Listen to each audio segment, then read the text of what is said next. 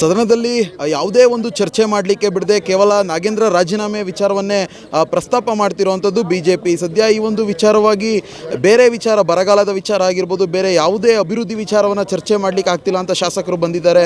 ಒಂದು ಗಾಂಧಿ ಪ್ರತಿಮೆ ಬಳಿ ಅವರು ಒಂದು ಧರಣಿಯನ್ನು ಕೂತಿರುವಂಥದ್ದು. ಸದ್ಯ ಅವರ ಮನವೊಲಿಸಲಿಕ್ಕೆ ಸಚಿವರಾದಂತಹ ಬಾಲಕೃಷ್ಣ ಅವರು ಬಂದಿದ್ದಾರೆ. ಅವ್ರನ್ನ ಮಾತಾಡ್ಸೋಣ. ಸರ್, ಇವತ್ತು ನಾಗೇಂದ್ರ ಅವರ ರಾಜೀನಾಮೆ ಬೇಕೇ ಬೇಕು ಅನ್ನೋ ನಿಟ್ಟಿನಲ್ಲಿ ಹೋರಾಟವನ್ನು ಮಾಡ್ತಿದ್ದಾರೆ, ಸದನ ನಡೆಯಕ್ಕೆ ಬಿಡ್ತಿಲ್ಲ. ಯಾಕೆ ಸರ್, ಯಾಕೆ ಜನರ ಮೇಲೆ ಕಾಳಜಿ ಇಲ್ವಾ ಬಿಜೆಪಿ ಅವ್ರಿಗೆ ಅಂತ? ನೀವೇ ಬಿಜೆಪಿ ಅವ್ರನ್ನ ಪ್ರಶ್ನೆ ಕೇಳಬೇಕು, ಯಾತಕ್ಕೋಸ್ಕರ ನೀವು ಇಲ್ಲಿ ಹೋರಾಟ ಮಾಡ್ತಾ ಇದ್ದೀರಾ ಅಂತೇಳಿ. ಹೋರಾಟ ಮಾಡಲಿಕ್ಕೆ ಸುಮಾರು ದಾರಿಗಳಿದ್ದಾವೆ, ಹೋಗಿ ಹೊರಗಡೆ ಹೋರಾಟ ಮಾಡಲಿ. ಸದನದಲ್ಲಿ ಸದನ ಕರಿತಕ್ಕಂಥದ್ದು ವರ್ಷದಲ್ಲಿ ಒಂದು 3 ಬಾರಿನೋ 4 ಬಾರಿನೋ ಸದನ ಕರಿತಕ್ಕಂಥದ್ದು, ಒಂದು 10 ರಿಂದ 15 ದಿವಸ ಸದನ ನಡೀತದೆ. ಇಲ್ಲಿ ಸಮಸ್ಯೆಗಳ ಬಗ್ಗೆ ಚರ್ಚೆ ಮಾಡಬೇಕು ಅಂತೇಳಿ ಶಾಸಕರುಗಳು ಬಂದಿರತಕ್ಕಂಥದ್ದು. ಸಮಸ್ಯೆಗಳು ಚರ್ಚೆ ಮಾಡಿ ಅದಕ್ಕೆ ಉತ್ತರ ಪಡ್ಕೋಬೇಕು ಅಂತೇಳಿ. ಇಂಥ ಸಮಯದಲ್ಲಿ ಬಿ ಜೆ ಪಿಯವರು ಯಾರೋ ಒಬ್ಬರು ಮಂತ್ರಿಗಳು ಅದು ಆರೋಪಿನೂ, ಅವ್ರ ಅಪರಾಧಿನೂ ಅಲ್ಲ, ಬರೀ ಆರೋಪಿ ಅಷ್ಟೇ. ಇಂಥ ಸಂದರ್ಭದಲ್ಲಿ ಅವ್ರು ಒಳಗಡೆ ಸದನ ನಡೀಲಿಕ್ಕೆ ಬಿಡೋದಿಲ್ಲ ಅಂತೇಳಿ ಕೂಗಾಟ ಮಾಡ್ತಾ ಇರ್ತಕ್ಕಂಥದ್ದು. ಇದಕ್ಕೆ ಬೇಸತ್ತು ನಮ್ಮ ಶಾಸಕರುಗಳು ಬಂದು ಇಲ್ಲಿ ಧರಣಿ ಮಾಡ್ತಾ ಇದ್ದಾರೆ. ಈ ವಿಚಾರವಾಗಿ ಮುಖ್ಯಮಂತ್ರಿಗಳು ಅದೇನು ವಿಚಾರಿಸ್ರಪ್ಪ ಹೋಗಿ ನಿಮ್ಮ ಶಾಸಕರ ಅಳಲನ್ನು ಅಂತಂದರು. ಅದಕ್ಕೆ ಕೇಳಲಿಕ್ಕೆ ಬಂದಿದ್ದೇನೆ. ಸ್ಪೀಕರ್ ಅವ್ರ ಹತ್ರ ಚರ್ಚೆ ಮಾಡಿ ಇದಕ್ಕೆ ಒಂದು ಸೂಕ್ತವಾದಂಥ ಪರಿಹಾರ ಹುಡುಕ್ತೀವಿ ನಾವು.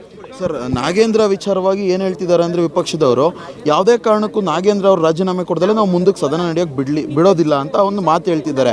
ಆದರೆ ಇಲ್ಲಿ ಒಬ್ಬರು ವಿಚಾರವಾಗಿ ರಾಜ್ಯದ ಜನಗಳೆಲ್ಲ ಇಲ್ಲಿ ಬೇಸತ್ತು. ಸದ್ಯ ಈ ಒಂದು ವಿಚಾರವಾಗಿ ಶಾಸಕರುಗಳಿಗೂ ಕೂಡ ಯಾವುದೇ ರೀತಿಯಾದಂತಹ ಪರಿಹಾರ ಸಿಗದೆ, ಅಲ್ಲಿನ ಅಂದರೆ ಅವರ ಕ್ಷೇತ್ರದ ವಿಚಾರವಾಗಿ ಚರ್ಚೆ ಮಾಡೋಕ್ಕೆ ಸಿಗದೆ ಈಗ ಅಳಲನ್ನು ತೊಡ್ಕೊಳ್ಳೋಕೆ ಬಂದಿದ್ದಾರೆ.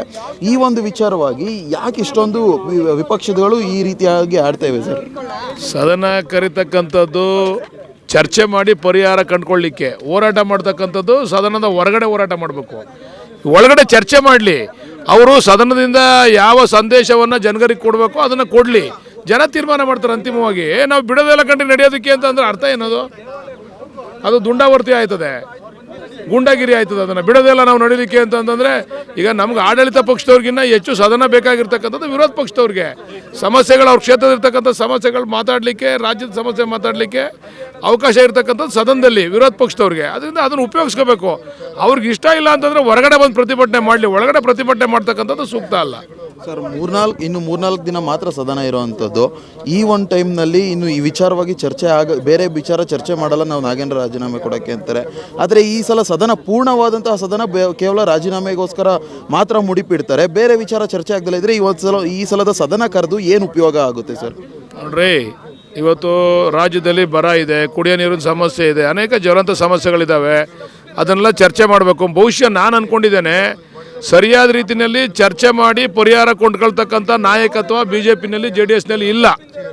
ಅದಕ್ಕೋಸ್ಕರ ಆ ನಾಯಕತ್ವ ಇಲ್ಲದಿರೋದ್ರಿಂದ ಪ್ರತಿಭಟನೆ ಮುಖಾಂತರ ಸದನವನ್ನು ನಡೀಲಿಕ್ಕೆ ಅವ್ರು ಬಿಡ್ತಾ ಇಲ್ಲ.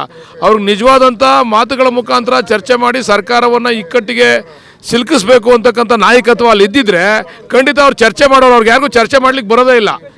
ವಿಚಾರವನ್ನು ಸರಿಯಾಗಿ ಅದನ್ನು ಸಾರ್ವಜನಿಕರಿಗೆ ಮುಟ್ಟೋ ರೀತಿಯಲ್ಲಿ ಪ್ರಸ್ತಾಪ ಮಾಡ್ತಕ್ಕಂಥವ್ರು ಯಾರೂ ಇಲ್ಲ ಅಲ್ಲಿ. ಅದಕ್ಕೆ ಸುಮ್ಮನೆ ಕೂಗಾಡ್ಕೊಂಡು ಕಾಲಹರಣ ಮಾಡ್ತಾವ್ರು. ಅವ್ರ ಚರ್ಚೆಗೆ ಯಾವುದೇ ಕಾರಣಕ್ಕೂ ನಾವು ಬರಲ್ಲ, ಚರ್ಚೆ ಮಾಡಿ ಏನೂ ಉಪಯೋಗ ಇಲ್ಲ ಅದರಿಂದ ಅಂತ ಹೇಳ್ತಿದ್ದಾರೆ.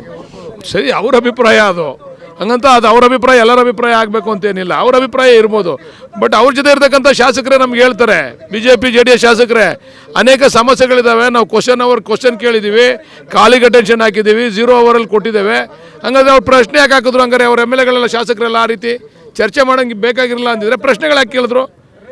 ಅನೇಕ ಜನ BJP ಅವ್ರು ಪ್ರಶ್ನೆ ಕೇಳಿದ್ದಾರೆ, ವಿಧಾನಸಭೆಯಲ್ಲಿ ಕೇಳಿದ್ದಾರೆ, ವಿಧಾನ ಪರಿಷತ್ನಲ್ಲಿ ಕೇಳೋರೆ. ಅವಶ್ಯಕತೆ ಇಲ್ಲ ಅಂದ್ರೆ ಪ್ರಶ್ನೆ ಕೇಳಬಾರ್ದಾಗಿತ್ತು ಅವರು. ಅದರಿಂದ ಇದು ಒಳ್ಳೆಯ ಬೆಳವಣಿಗೆ ಅಲ್ಲ. ಈ ಬೆಳವಣಿಗೆಯಿಂದ ಮುಂದಿನ ದಿವಸದಲ್ಲಿ ಅಭಿವೃದ್ಧಿ ಅಥವಾ ವಿಚಾರಗಳೆಲ್ಲ ಕುಂಠಿತ ಆಗ್ತವೆ. ಅದರಿಂದ BJP ಅವ್ರಿಗೆ ನಾನು ಮತ್ತೊಮ್ಮೆ ಮನವಿ ಮಾಡ್ತೀನಿ, ಸದನವನ್ನು ಸುಲಲಿತವಾಗಿ ನಡೀಲಿಕ್ಕೆ ಬಿಡಬೇಕು.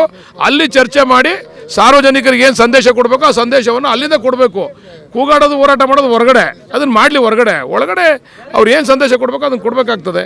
ಇಷ್ಟು ಸಚಿವರಾದಂತಹ ಬಾಲಕೃಷ್ಣ ಅವರ ಮಾತಾಗಿರುವಂಥದ್ದು. ಕ್ಯಾಮ್ರಾ ಪರ್ಸನ್ ನಿಶಾಂತ್ ಜೊತೆ ಜೀವನ್, ಅಶ್ವೇಗ ನ್ಯೂಸ್, ಬೆಂಗಳೂರು.